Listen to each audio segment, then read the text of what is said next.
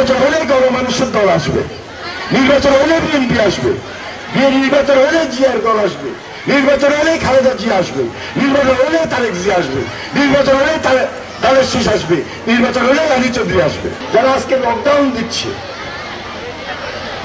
আর যারা এইভাবে বেস্টের টিকিট দিতে চায়, এদের সঙ্গে ভিতরে ভিতরে একটা সম্পর্ক আছে, যেটা ৮৬ সালেও ছিল, যেটা ৯৬ সালেও ছিল।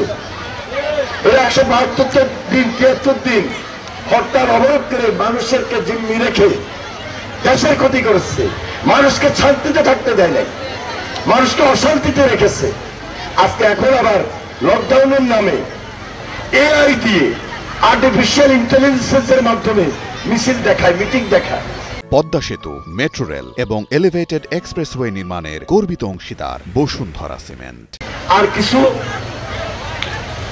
তাদের কর্মী আছে গুপ্তভাবে ওই গুপ্ত রাজনীতির সঙ্গে মিলেমিশে ভিতরে বাইরে আজকে তারা বোমা হামলা করে, গাড়িতে আগুন দেয়।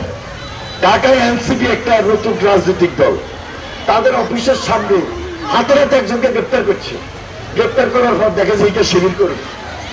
ঘটনা কি? গভীর ষড়যন্ত্র, গভীর ষড়যন্ত্র দেশের বিরুদ্ধে। নির্বাচন যেন না হইতে পারে, তারা নির্বাচনকে বাধাগ্রস্ত করতে চায়, তারা নির্বাচনটাকে বন্ধ করে দিতে চায়। কারণ তারা জানে তাদের কাছে পরিসংখ্যান আছে, হিসাব আছে। নির্বাচন হলে গণমানুষের দল আসবে, নির্বাচন হলে বিএনপি আসবে, নির্বাচন হলে জিয়ার দল আসবে, নির্বাচন হলে খালেদা জিয়া আসবে, নির্বাচন হলে তারেক জিয়া আসবে, নির্বাচন হলে তাদের শেষ আসবে, নির্বাচন হলে রানী চৌধুরী আসবে।